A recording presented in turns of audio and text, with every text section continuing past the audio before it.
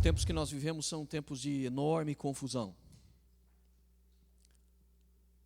Mesmo a ciência, que supostamente deveria seguir princípios técnicos, ela tem cedido ao discurso do politicamente correto e tem servido à loucura de uma geração que, se Jesus não voltar em breve, entrará para a história como uma geração a ser ridicularizada, por ser a geração do não me toque, a geração do não me ofenda, tudo me machuca, e uma geração que sequer sabia quem de fato eles eram.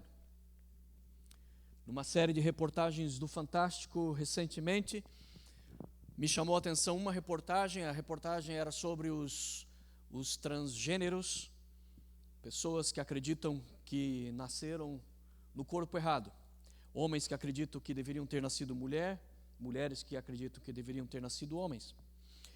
No início da reportagem, a narradora começa a mostrar uma menina, ou um menino, agora estou confuso, só tem que ficar confuso nessa era, e ali estava diante do espelho, e a narradora então dizia assim, ela se olha no espelho e ela não gosta do que vê. Ela se olha no espelho e ela se sente feia. Ela se olha no espelho e não consegue ver o que todos os outros veem. E esse conjunto de frases me chamou a atenção imediatamente, porque eu já sabia que a reportagem era sobre transgenders, e que, portanto, o que ela queria dizer com aquilo é que, uma vez que a pessoa se olha no espelho e não vê o que os outros veem, se uma pessoa se olha no espelho e se sente diferente da realidade, nós devemos apoiar aquela pessoa, os pais devem incentivar aquela pessoa, a medicina deve ajudar aquela pessoa a conseguir encontrar a imagem que ela tem na sua cabeça, não a imagem que o espelho reflete. Mas o que me chamou a atenção naquele conjunto introdutório de frases era que, se aquelas mesmas frases, se a reportagem fosse sobre, por exemplo, anorexia, a resposta do final daquela narrativa teria que ser exatamente o contrário. Naquela reportagem, como se trata de transgêneros, a repórter queria levar-nos ao entendimento de que quem está certa é a pessoa que está se olhando no espelho, não é o espelho, e nem o que as pessoas estão vendo. Quem está certa é a pessoa, ainda que ela esteja vendo uma imagem distorcida, diferente do que o espelho diz. Mas se isso fosse uma reportagem sobre anorexia, a conclusão seria exatamente o oposto. A conclusão seria: esta menina precisa de ajuda, essa menina precisa de tratamento médico, porque ela precisa enxergar o que o espelho está dizendo.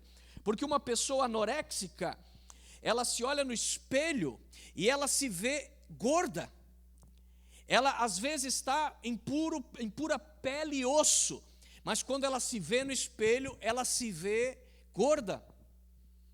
E por isso ela para de comer. Se ela comeu e se sente culpada, ela vai para o banheiro e coloca o dedo na garganta para vomitar o que comeu, porque ela está vendo uma imagem distorcida de si. Não é impressionante que a ciência deveria dar a mesma resposta para ambos os casos, mas na verdade a ciência vai apoiando a filosofia e a mentalidade da nossa época, que é uma mentalidade doentia. O chefe do departamento de psicologia do hospital John Hopkins, um dos mais conceituados departamentos de psicologia do mundo, ele deu uma entrevista recentemente e ele disse que os psicólogos e médicos desta geração, eles terão que dar contas no futuro, porque eles estão dando ânimo, estão dando incentivo para a loucura. Ora, porque em todos os séculos anteriores Sempre foi sabido pela ciência que quando uma pessoa pensa ser alguém diferente do que de fato ela é, essa pessoa está com um distúrbio. Essa pessoa tinha que ser estudada, tinha que ser medicada, tinha que ser tratada. Sempre foi entendido assim.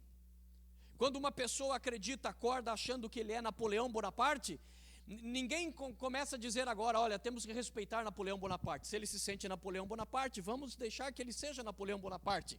Vamos chamar um doutor para fazer operações nele e fazer com que o rosto dele fique parecido com Napoleão Bonaparte. Vamos transformar a identidade dele para que a identidade dele agora seja mudado o nome e ele seja identificado como Napoleão Bonaparte. Ninguém faria isso. E a loucura vai indo mais adiante, porque aqueles que apoiam, e lamentavelmente muitos cristãos, muitos evangélicos apoiam isso, porque estão cedendo ao clamor de uma sociedade pervertida, ao clamor de uma sociedade doentia que precisa de Deus. E o problema é que agora já não existe mais apenas transgenders, agora também já existem os transspecies. Eles acreditam que nasceram na espécie errada. Então já existem pessoas fazendo cirurgias para ficar parecido com um tigre. Tem um que fez cirurgias para ficar parecido com um elfo. Tem outro que fez cirurgia para parecer com um cavalo. E então nós devemos incentivar essas pessoas e deixe que elas se destruam. A verdade é que uma pessoa, quando ela não sabe sua própria identidade, essa pessoa está vivendo a miséria das misérias. Porque é impossível você ser feliz e é impossível você ter qualquer vitória, inclusive vitórias espirituais, sem que primeiro você saiba muito bem quem você é. Sem que você tenha a firmeza de saber quem você de fato é. Quando nós vemos aqui o episódio de Davi e Golias, tão conhecido, tão contado e recontado essa história, nós vamos ver que o segredo de Davi é o fato dele saber muito bem quem ele é.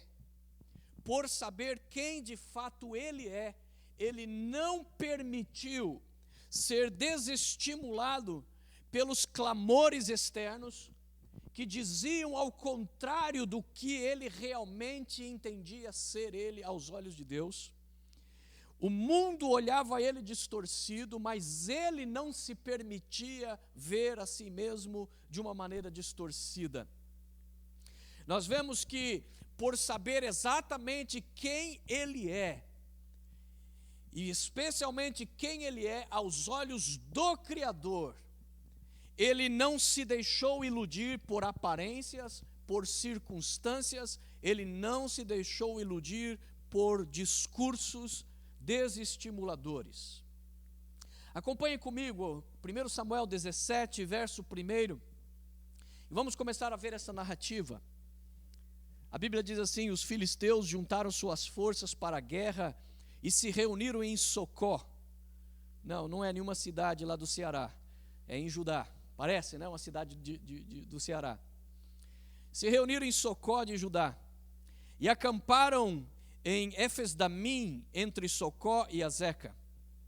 Saul e os israelitas reuniram-se e acamparam no vale de Elá, posicionando-se em linha de batalha para enfrentar os filisteus. Os filisteus ocuparam uma colina e os israelitas a outra, estando o vale entre eles. Um guerreiro chamado Golias, que era de Gate, veio do acampamento filisteu. Ele tinha 2,90 metros de altura. Ele usava um capacete de bronze e vestia uma couraça de escamas de bronze que pesava 60 quilos. Não era brincadeira enfrentar esse homem. O homem assustava. Pense num jogador da NBA e coloque alguns centímetros acima. Esse era o homem. Mas ele não era apenas alto, ele era forte.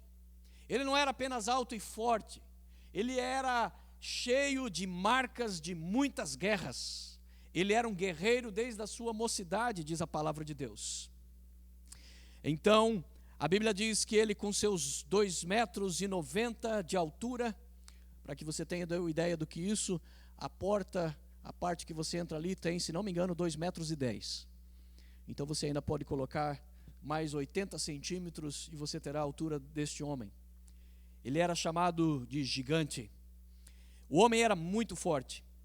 Somente a couraça que ele usava, a proteção, o peitoral, enfim, a armadura que ele usava, pesava 60 quilos. Quando eu me casei, eu pesava 47, para você ter uma ideia. Era como se Golias fosse lutar com eu no colo dele, e ainda sobrando, e ainda dizendo está leve. Ele conseguia lutar e se movimentar com esse peso sobre o tórax dele. Nas pernas ele usava caneleiras. O homem era guerreiro e ainda estava preparado para jogar futebol. Tinha um dardo de bronze pendurado nas costas. Ou seja, havia um estojo aqui pendurado nas costas com dardos. Quando por algum motivo ele não pudesse usar a espada ou não pudesse usar a lança, ele simplesmente virava a mão, pegava um dos dardos e com o mesmo movimento ele já lançava o dardo no peito de alguém. Era um homem armado até os dentes, era uma figura assustadora, era um tanque de guerra. A haste da sua lança era parecida como uma lançadeira de tecelão, e a ponta da lança pesava 7,2 kg. E ainda, depois de tudo isso, ele ainda tinha na frente dele o seu escudeiro. O escudeiro era quando um guerreiro ia para a guerra, ele ia com a sua lança, ele ia com a sua espada. Então geralmente lança na mão, espada na outra.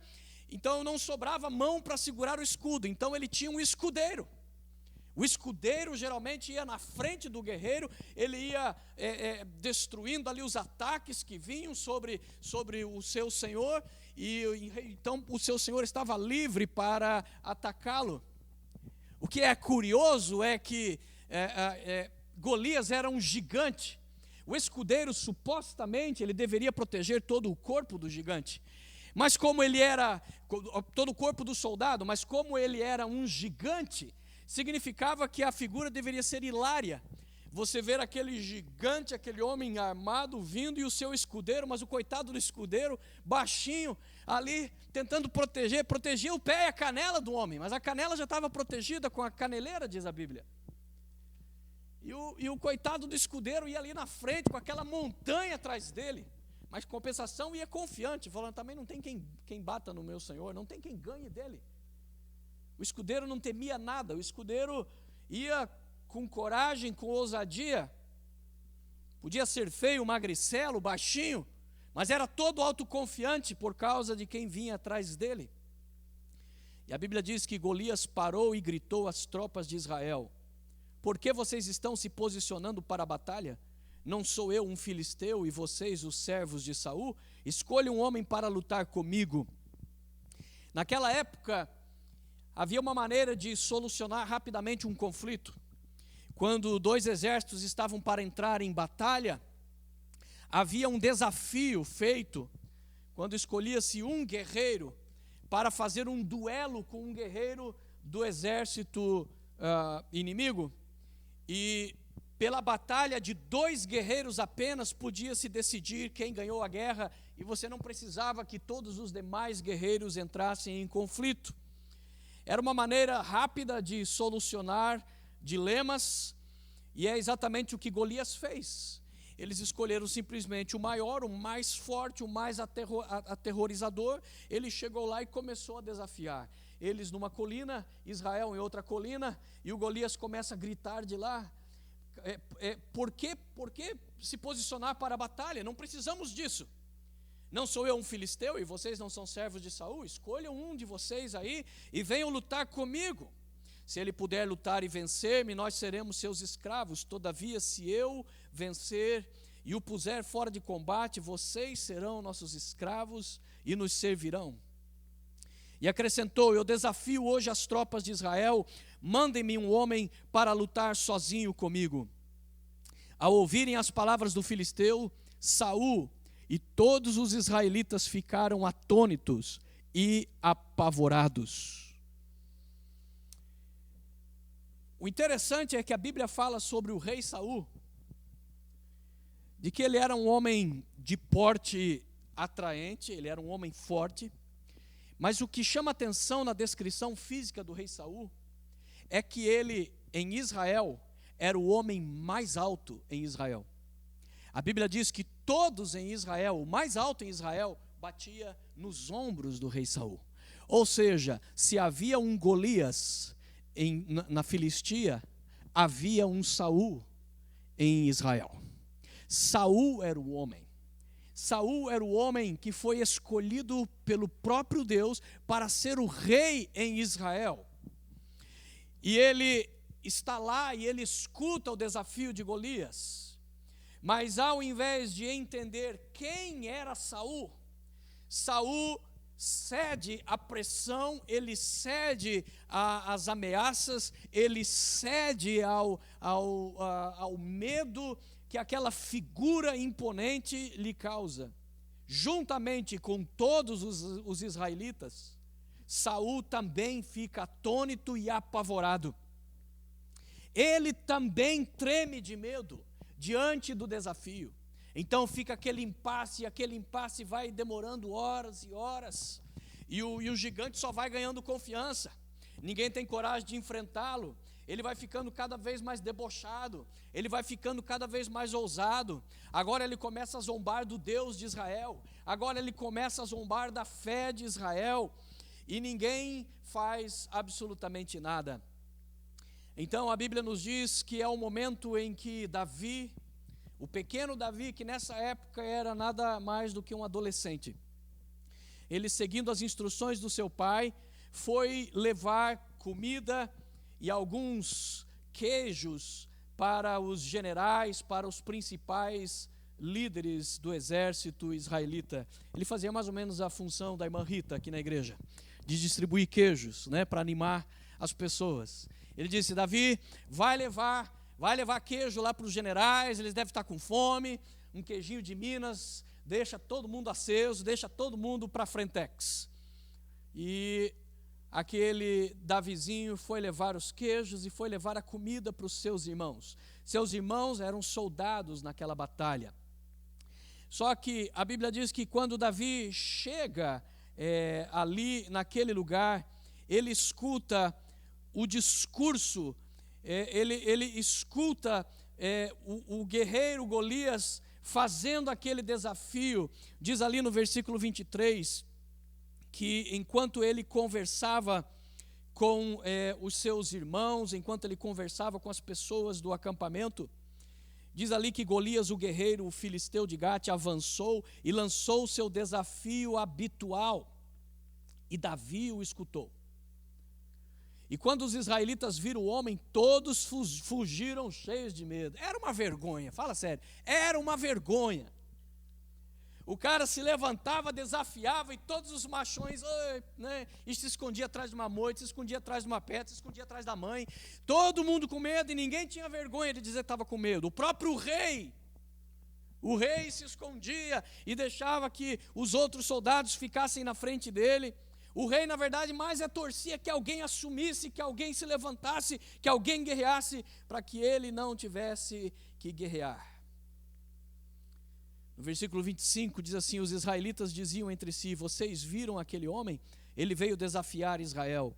O rei dará grandes riquezas a quem o vencer, e também lhe dará a sua filha em casamento, e isentará de impostos em Israel a família do seu pai. Uau!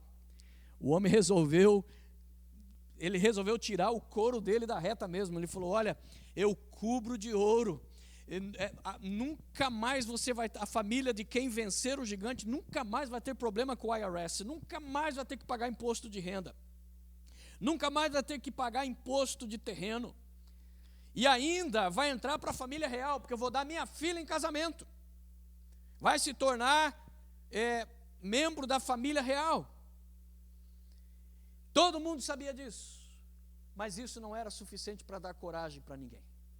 De que adianta ser casada com a filha do rei e ser morto?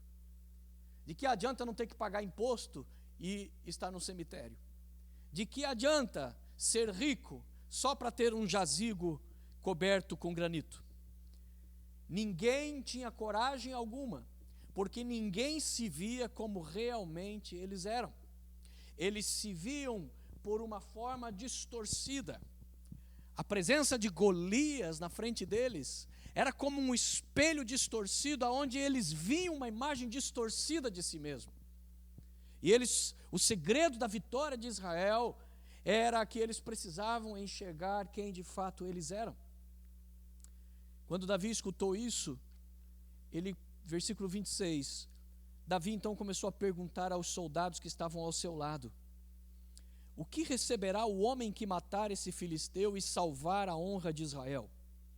Quem é esse filisteu incircunciso para desafiar os exércitos do Deus vivo? Ele começa a perguntar para as pessoas: escuta, ninguém vai fazer nada? Escuta, o que é que vão dar? O que é que vão dar para o homem que vencer esse gigante?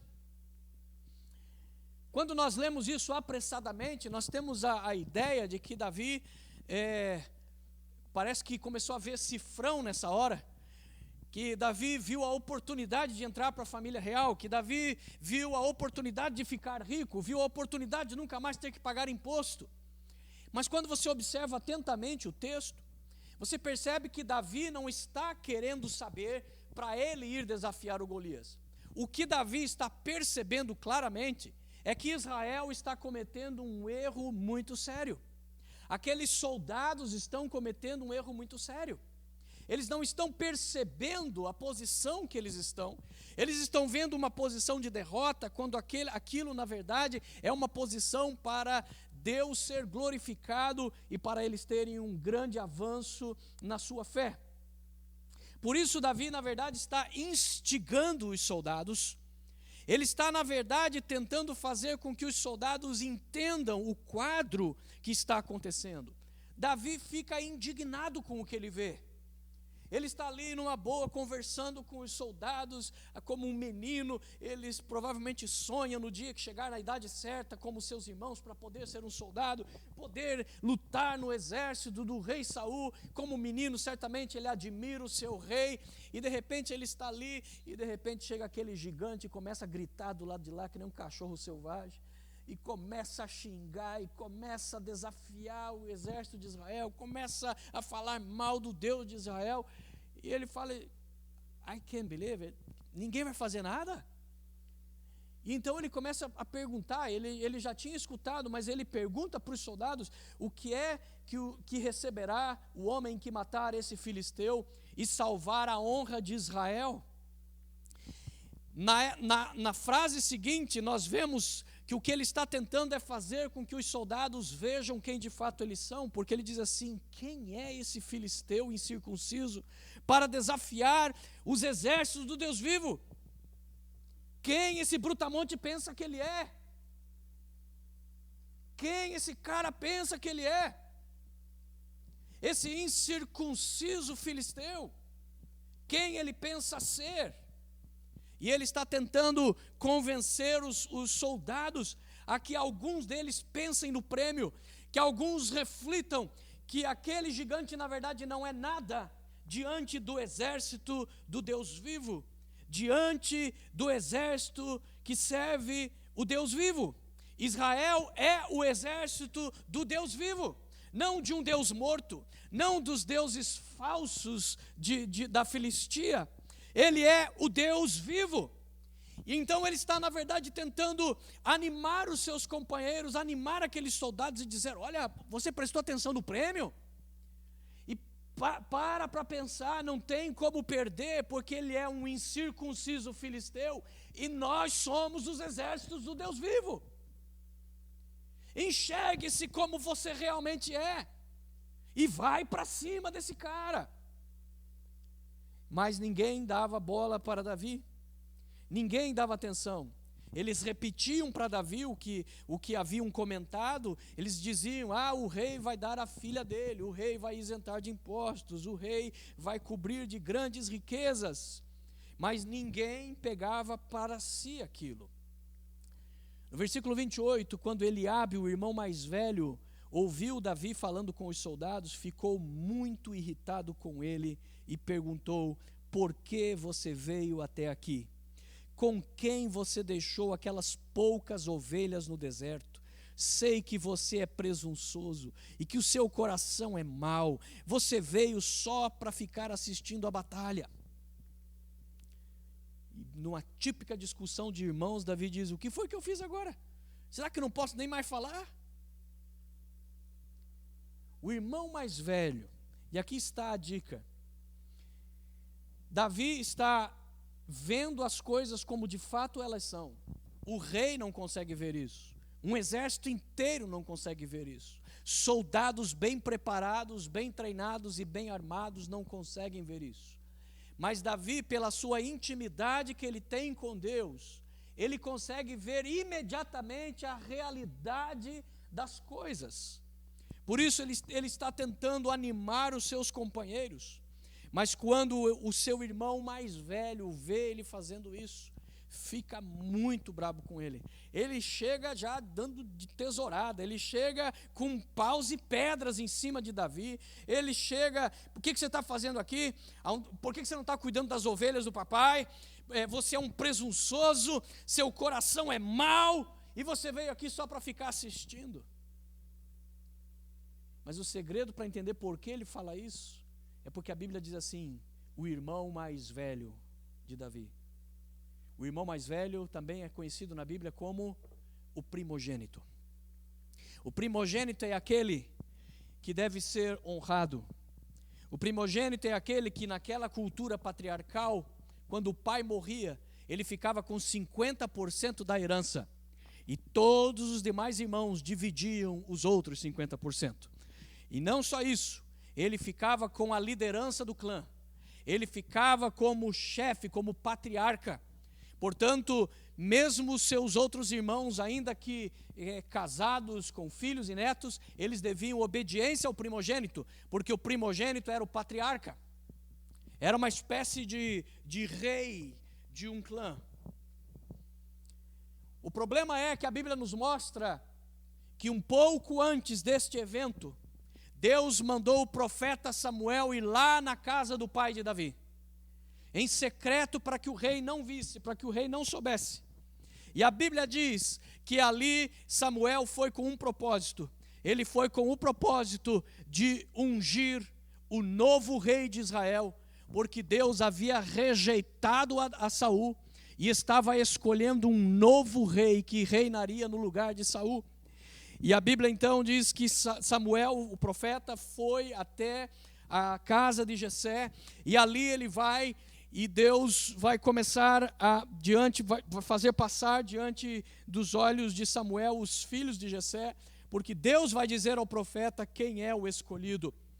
Jessé imediatamente chama o primogênito, ele imediatamente coloca o primeiro da linhagem, aquele que vai herdar o clã, porque ele entende na sua concepção que se Deus vai honrar a família de Jessé, escolhendo um rei naquela família, esse rei certamente deve ser o filho mais velho, deve ser o filho que vai herdar tudo, deve ser o filho mais honrado. Mas quando os olhos de Samuel são colocados sobre o primogênito, sobre Eliabe, Deus diz assim: não veja como os homens veem, porque eu, o Senhor, não vejo como os homens. Os homens olham para a aparência, os homens olham para aquilo que é externo, o Senhor olha para o coração do homem. Você está vendo aqui, Jessé está vendo um grande homem, um grande soldado, mas Deus estava vendo este covarde que dias depois ia estar escondido atrás de uma pedra, ia estar escondido atrás de uma moita. E Deus disse: pode ser bonitão, mas se vê um rato sai correndo. Não é esse, eu rejeitei esse aí. E ali Eliabe sofre uma enorme desonra, uma enorme vergonha, uma enorme afronta, quando o profeta Samuel disse: não, pode passar, não é você, Deus não escolheu você.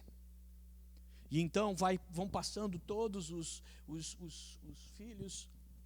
O interessante é que parece que o próprio pai, o próprio Jessé, não apostava em Davi, não via em Davi o que Davi via em si mesmo, porque o profeta chega na sua casa e diz: um dos seus filhos vai ser rei de Israel, e você vai esquecer de trazer um dos filhos? Porque passaram todos os filhos, aí o profeta fica sem entender nada. Ué, acabou os teus filhos? Porque não é nenhum desses. Aí Jessé disse: não, tem mais um, mas poxa, não pode ser Davi. Profeta, se você olhar Davi, você não pode ser ele. É miudinho, fraquinho, pequenininho, só serve para cuidar de ovelha. Chama ele. Quando Samuel põe os olhos em Davi, Deus sopra no ouvido de Samuel: é esse, unge a ele, porque ele será o novo rei de Israel. E não apenas o novo rei, Davi haveria de ser o maior de todos os reis que Israel já teve. Tanto que, passados 3.000 anos desde Davi, até hoje, a bandeira que representa Israel, ela traz como símbolo, bem no meio dela, uma estrela que é conhecida como Estrela de Davi. Ou seja, aquele menino não só foi escolhido para ser o rei de Israel, como ele foi ungido para ser o maior de todos os reis, aquele que haveria de ser símbolo, aquele que haveria de ser uma figura do próprio Salvador, porque ele haveria de ser uma representação do Rei eterno, o Senhor Jesus Cristo. Por isso, quando o cego de Jericó começa a saber que Jesus de Nazaré está passando, ele que conhecia as profecias, ele começou a gritar: Jesus, filho de Davi, tenha misericórdia de mim, porque ele sabia que Jesus era descendente Davi era a prefiguração do Messias. Portanto, Davi não apenas foi escolhido para ser o rei, ele foi escolhido para Deus e tornado o maior dos reis que Israel já teve em toda a sua história. Por isso agora o que você vê aqui é um Eliabe rejeitado, o que você vê aqui é um homem ciumento, o que você vê aqui é um homem que não aceita que ele tenha perdido sua posição para o seu irmão mais novo, para o caçula. Ele não aceita, e por isso quando ele vê Davi, ele passa a interpretar Davi pela figura dos seus desafetos, e o ser humano ele age assim, instintivamente. O ser humano ele vê a vida de acordo com os seus valores. Se você é um trapaceador, você sempre achará que os outros estão tentando te trapacear. Se você está traindo a sua esposa, você sempre ficará com medo de que a sua esposa esteja te traindo. Se você era uma pessoa que nunca teve respeito com as mulheres na sua adolescência, na sua juventude, você será um daqueles pais que acredita que o tempo todo as pessoas estão tentando se aproveitar das suas filhas. Porque você sempre vai julgar o mundo de acordo com a perspectiva dos valores que você tem. Como Eliabe é um derrotado e não consegue aceitar isso, como Eliabe é um homem que só vive de aparência, ele acha que, assim como ele foi derrotado, todo mundo quer derrotá-lo. Então ele acha que, como ele foi destituído, ele acha que todo mundo está tentando pisá-lo. E Eliabe então vem com pedras, vem com ofensas gratuitas sobre Davi. Mas aqui vem o ponto principal.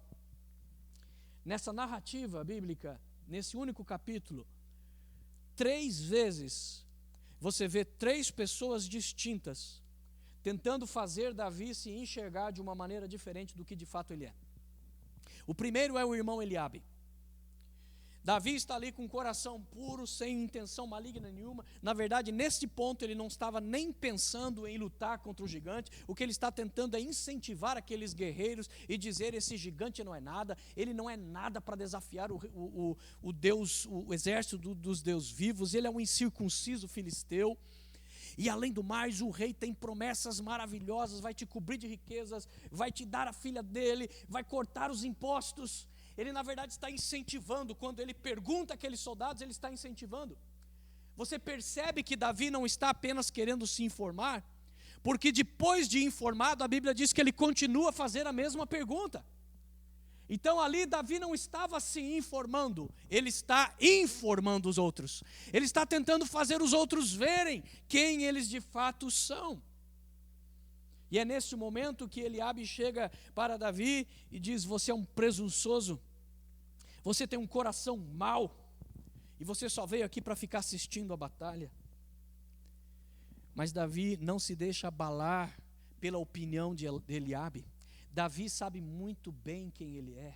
Ele não é como essas pessoas que se olham no espelho e ficam vendo uma coisa diferente do que o espelho diz. Ele se olha no espelho e diz: cara, você é bonito mesmo. Ele se olha no espelho e diz: eu sei quem eu sou. Ele se olha no espelho e diz: não me importa o que os outros digam, eu sei muito bem quem eu sou, para que eu fui feito e a quem eu sirvo. Davi era um homem consciente desde a sua infância em quem de fato ele era.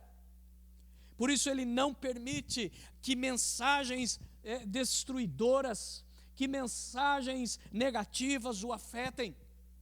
Nós temos que aprender com Davi. Quem sabe você foi criado num lar onde seus pais nunca te elogiavam, mas sempre apontavam os defeitos. Quem sabe você tem escutado palavras duras ao longo da sua vida. Quem sabe foi algum professor que chegou para você e disse que você nunca ia ser nada na vida. Eliabes estão por aí, é para ofender mesmo. Eliabes são pessoas cheias de complexos, são pessoas feridas, são pessoas traumatizadas que querem mais traumatizar. O mundo está cheio de Eliabes.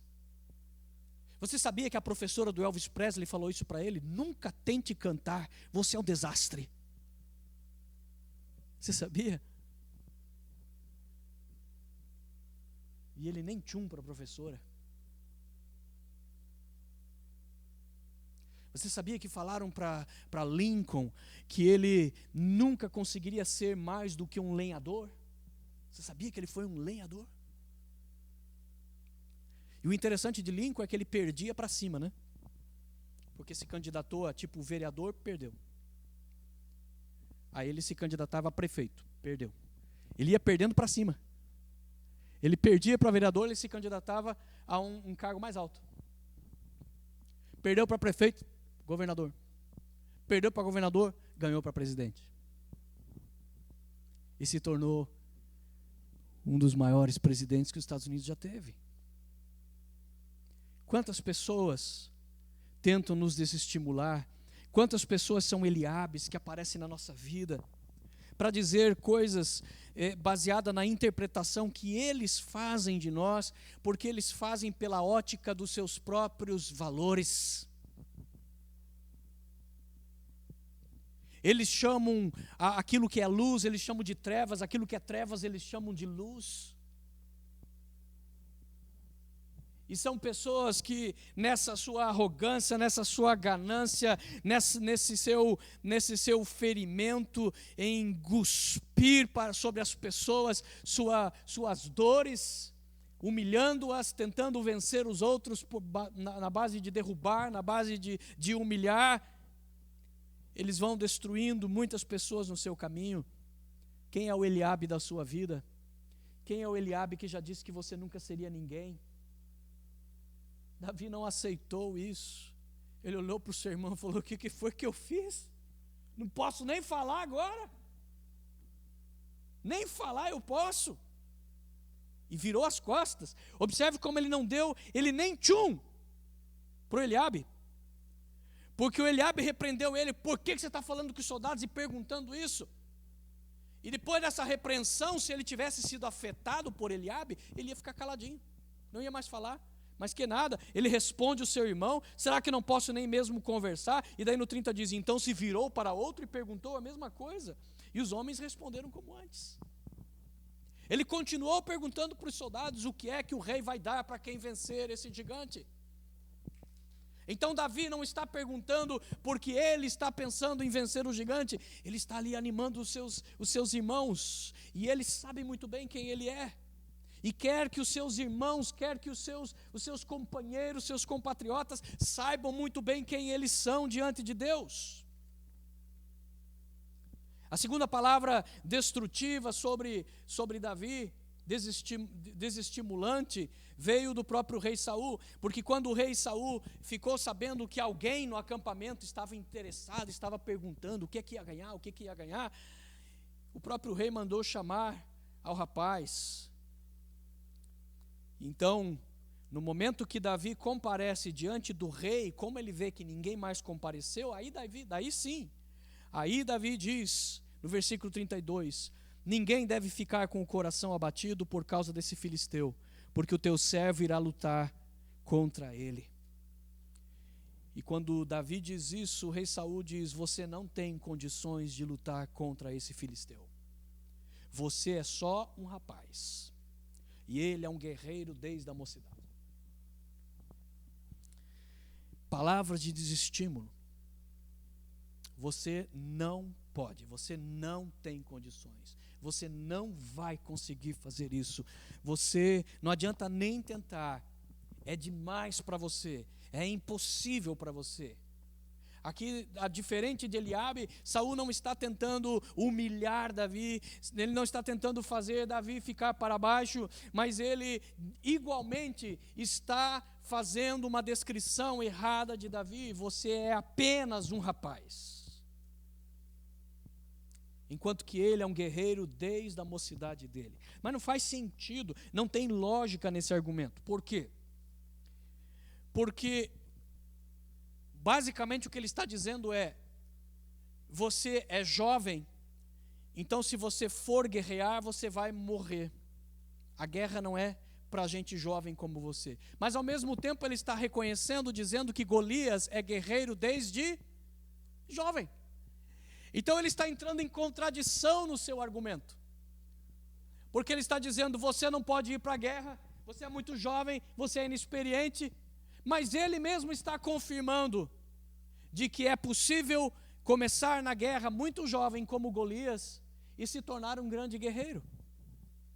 A prova de que o rei estava errado é o próprio Golias.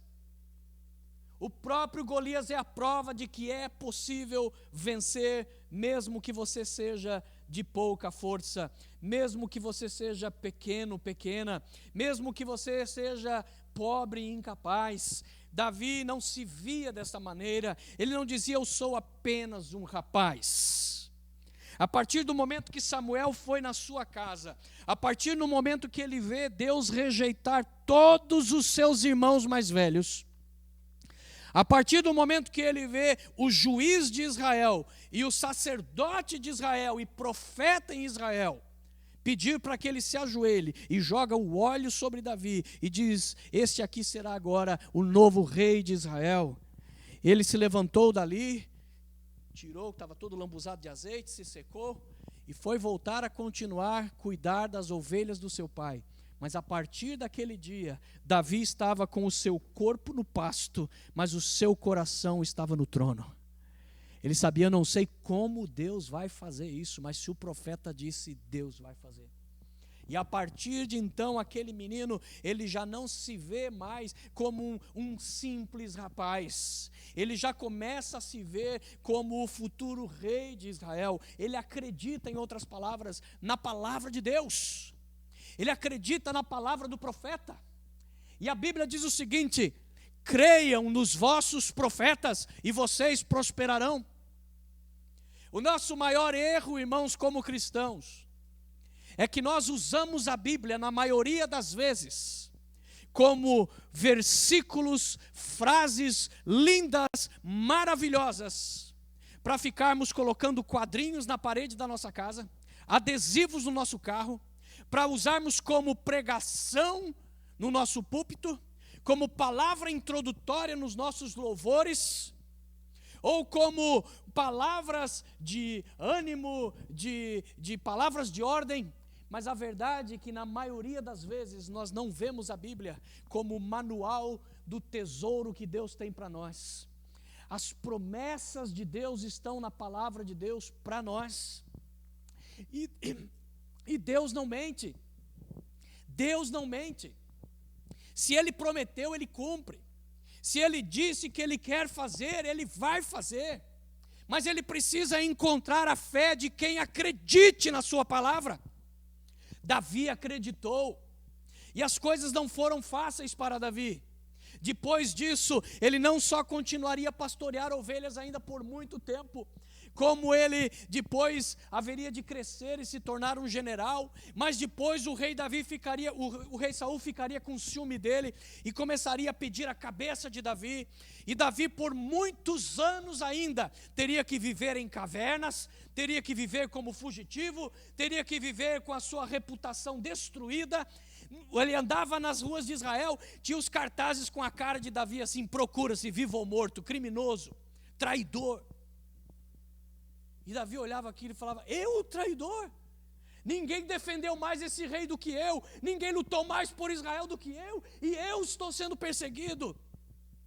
Mas Davi continuava crendo em Deus, ele continuou crendo nas promessas, ele continuava nos desertos, nas cavernas, na solitude da sua vida, ele continuava dizendo: Senhor, não se esqueça da unção que eu recebi quando eu estava, Senhor, na casa do meu pai. Davi haveria de sofrer muito, mas ele se apegou à promessa de Deus, ele creu na promessa de Deus. Nós temos que crer da mesma maneira. Se Deus falou, Deus não está só falando palavras bonitas. Se Ele falou, é porque Ele quer fazer exatamente o que Ele disse na sua palavra.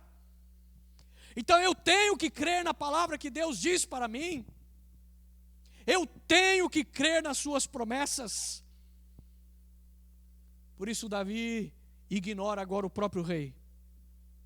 O rei diz: você não tem condições de lutar contra esse filisteu. Davi responde o rei dizendo: não, senhor, esse teu servo, ele toma conta das ovelhas do seu pai, e quando aparece um leão, um urso, eu levo uma ovelha do rebanho, eu vou atrás dele, dou-lhe golpes e livro a ovelha da sua boca. Você já imaginou isso?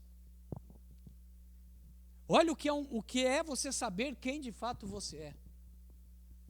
Davi entendia da seguinte maneira: eu fui colocado numa posição de autoridade, numa posição de responsabilidade, porque o meu pai confiou as ovelhas dele a mim.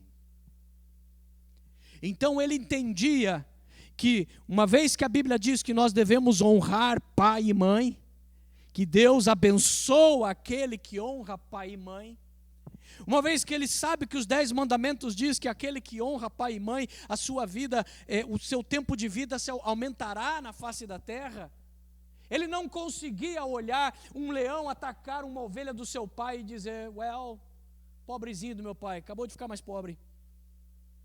Não, ele olhava aquilo e falava: não, eu vou honrar o meu pai me colocou aqui exatamente para situações como essa.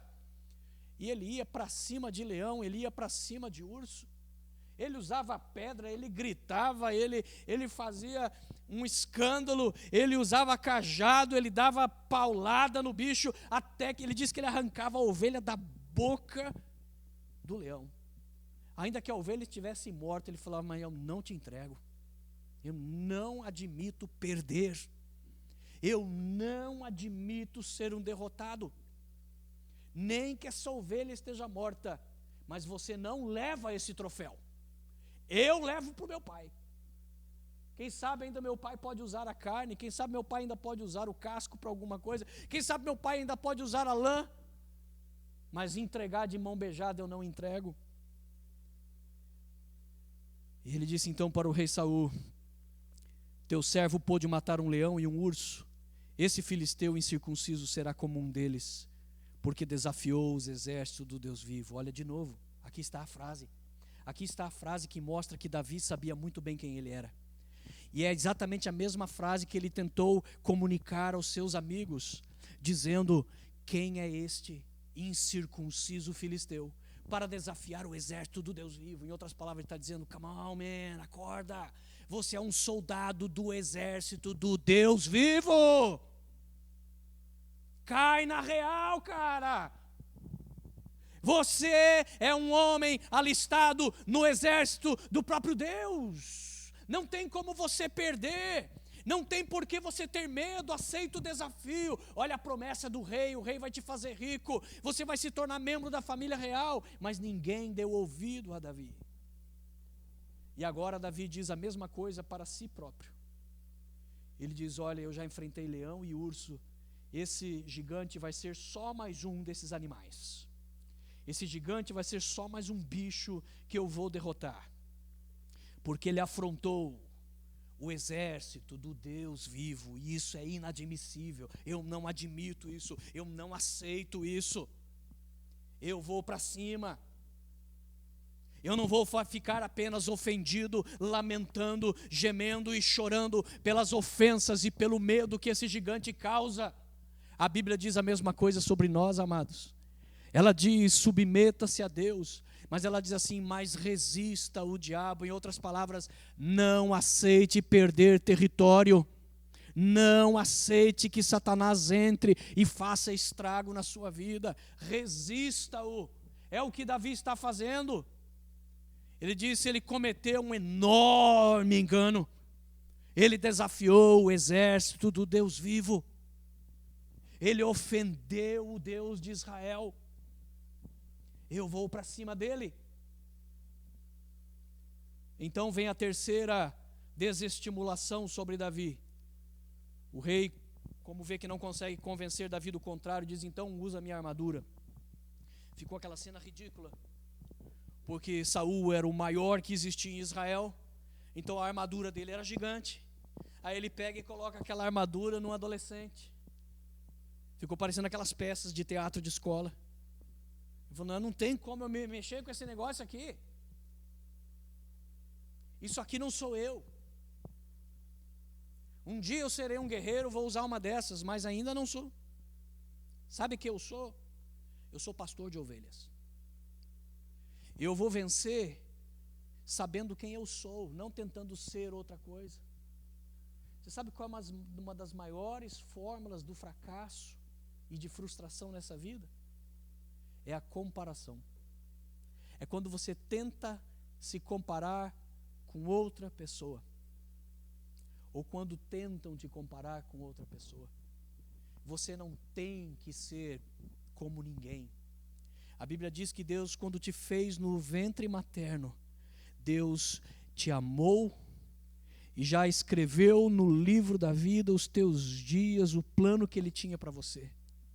Nas tuas digitais, Ele colocou uma digital que ninguém no mundo inteiro tem igual. Deus não quer que você seja igual a ninguém. Ele quer que você se assemelhe a Jesus. Imite Jesus, busque Jesus, siga Jesus.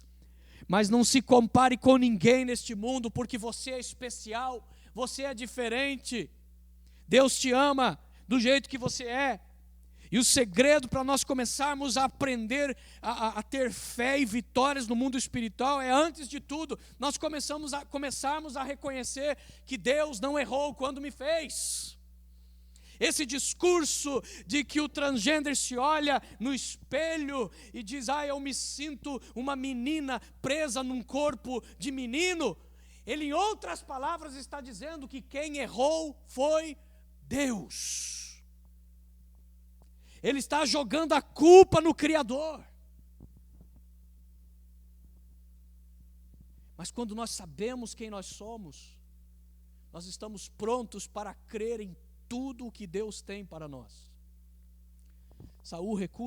Davi recusa a armadura de Saul. Ele fala, isso aqui não sou eu, rei, isso aqui é o Senhor. Eu sou pastor de ovelha, e pastor de ovelha usa a funda. Pastor de ovelha usa a pedra e o cajado. E ele foi lá no rio, pegou 5 pedras. Tipo assim, eu não vou apenas tentar uma vez. Uma dessas 5 pedras eu acerto. Não tem como errar. Ele foi até a beira do rio para pegar pedras lisas, a Bíblia diz. Objetividade. Porque a pedra lisa, ela não tem nada que vai desviar o seu curso. A pedra lisa, naquela tira da funda, ela segue perfeita a trajetória que você designou. porque ela não tem nenhuma obstrução, ela não tem nenhum defeito, ela vai seguir. Então Davi vai com objetividade. Ainda existem alguns teólogos que descobrem que o gigante Golias tinha 4 irmãos, e ainda sugerem que Davi talvez soubesse disso e falou: eu vou bater um, e se os irmãos vierem achar ruim, eu ainda bato os outros. Porque ele pegou 5 pedras. E ele vai para cima de Golias. Quando Golias vê quem aceita o desafio, ele fica uma arara. Ele fica ofendidaço. A Bíblia diz ali no versículo 41, enquanto isso o filisteu com seu escudeiro à frente, vinha se aproximando de Davi. Olhou para Davi com desprezo, olha de novo, desprezo. E viu que era só um rapaz, olha só de novo a frase de Saul. Era ruivo e de boa aparência. Ele viu que o cara era bonitinho. Aí começou a zombar. O que é o boneco? Modelo, namorado da Barbie. Você vai querer me enfrentar? Você, lindão. E o cara fazia a cara mais feia possível, fazia questão de mostrar todas as cicatrizes que tinha, rangia os dentes para ver se Davi ficava com medo. E Davi lá com o seu gelzinho, seu cabelinho para o lado, todo bonitinho. E fez pouco caso dele. O gigante fez pouco caso de Davi. Eu vou te mastigar e cuspir você fora. Eu vou pisar em você, vou esmagar você, eu vou destruir com a sua raça. E quando ele vê Davi se aproximando, ele diz: por acaso eu sou um cão para que você venha contra mim com pedaços de pau? O que indica que Davi não foi só com a funda, ele foi com o cajado, instrumento de pastor. Ele diz: se eu tenho que vencer, eu vou vencer do jeito que eu sou. A vitória de Deus está em eu reconhecer que Deus me amou, se entregou por mim, me planejou, me deu os dons que eu tenho. As faltas que eu tenho, eu encontro na vida do meu irmão, na vida da minha esposa, na vida do meu pastor, na vida da minha congregação. Eu me somo a eles, mas eu sei muito bem aquilo que eu posso fazer. E Davi vai para cima dele com o seu cajado, com um pedaço de pau, vai para cima dele com a funda. E o filisteu amaldiçoou Davi, invocando os seus deuses, e disse: vem aqui, vou dar a tua carne às aves do céu e aos animais do campo. Davi olha bem para ele e diz assim: você vem contra mim com espada, lança e dardos, mas eu vou contra você em nome do Senhor dos exércitos, o Deus dos exércitos de Israel, a quem você desafiou. É como se ele estivesse dizendo: você não sabe com quem você mexeu. Você mexeu com o ungido de Deus. Você mexeu com a menina dos olhos de Deus. Você desafiou aqueles com quem Deus fez uma aliança. Aqui está o segredo. A razão por que Davi sabia muito bem quem ele era é porque em todo esse episódio ele levou em consideração a aliança de Deus com Israel. É por isso que quando ele fala com os soldados, o que ele frisa é que aquele filisteu é um incircunciso filisteu. Todo mundo sabia que os únicos circuncidados eram os judeus. Você se referir a um filisteu como um incircunciso filisteu é você fazer um comentário que é dispensável. Porque todo mundo sabia que quem não era judeu, quem não era israelita, não era circuncidado. Só os judeus se circuncidavam, porque aquilo era um sinal da aliança que eles fizeram com Deus.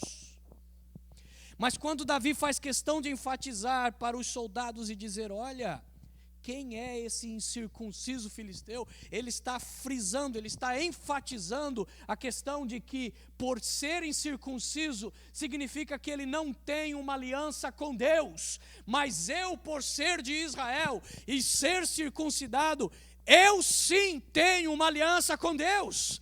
Deus luta do meu lado, não tem como eu perder. Deus está do meu lado, não há como o gigante vencer. Ele percebe isso imediatamente. Não faz sentido o rei estar com medo, não faz sentido o recruta estar com medo, não faz nem sentido que eu, um adolescente, esteja com medo, porque eu pertenço ao povo de Israel, com quem Deus tem uma aliança. Este povo é o exército do Deus vivo.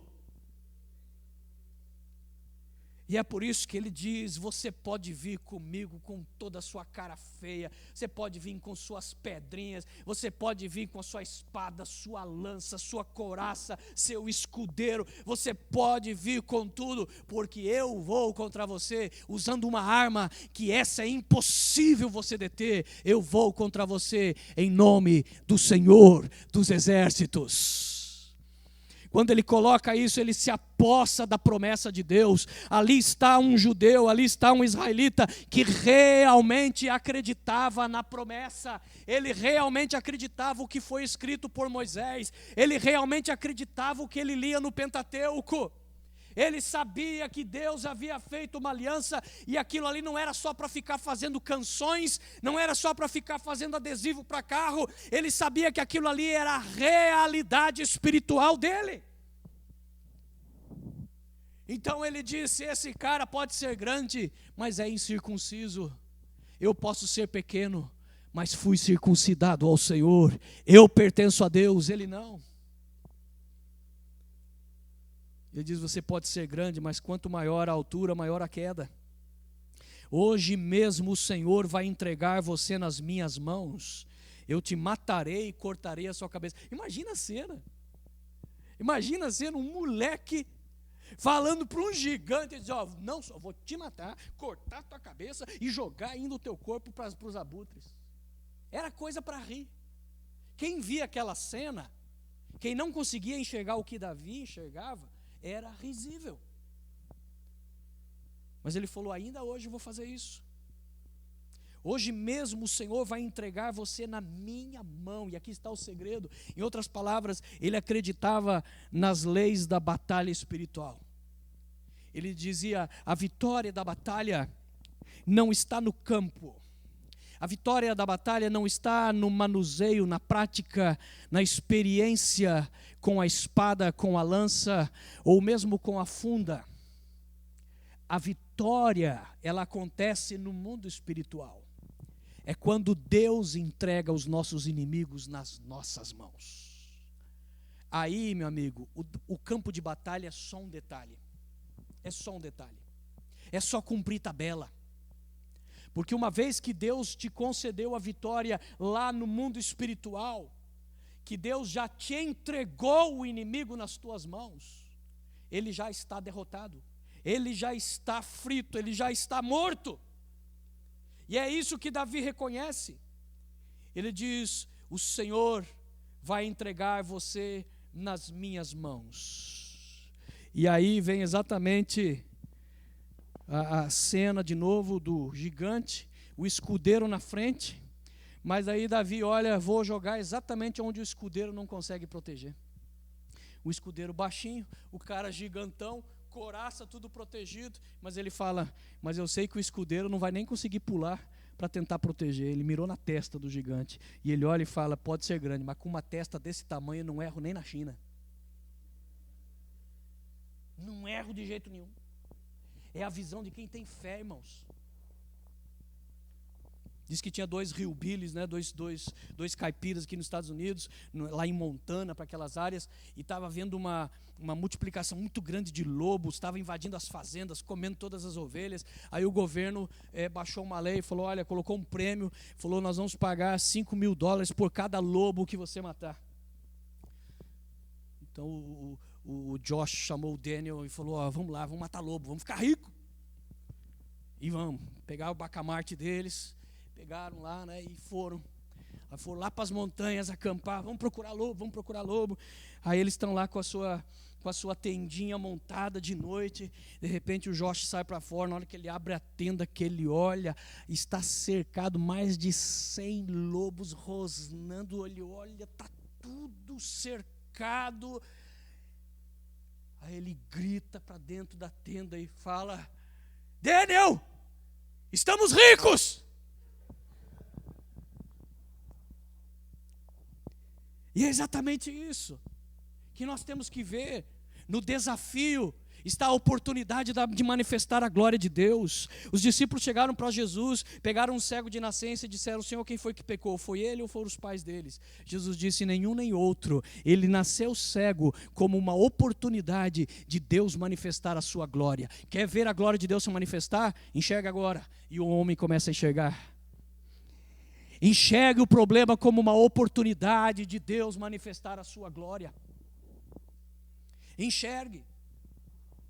Quando houve a eleição e o Trump ganhou, eu confesso que na noite que ele ganhou eu não dormi.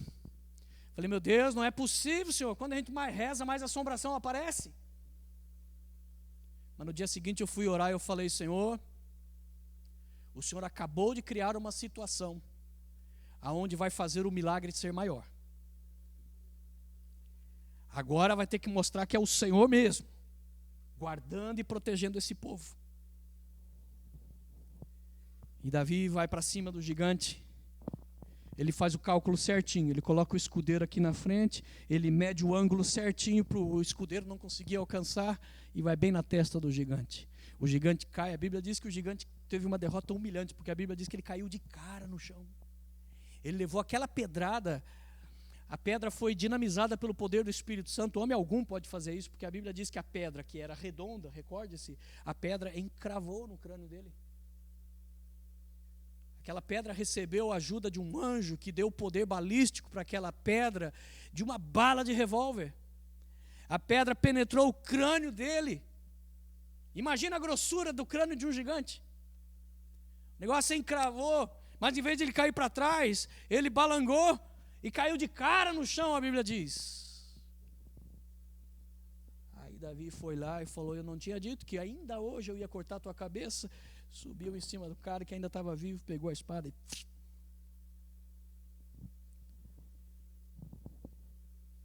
Quando o filisteu começou a vir na direção de Davi, a Bíblia diz que Davi foi com muito mais coragem do que o filisteu, porque o filisteu veio andando, Davi foi correndo. A vontade de Davi de derrotar o inimigo chegava a ser maior do que o inimigo de destruir a Davi.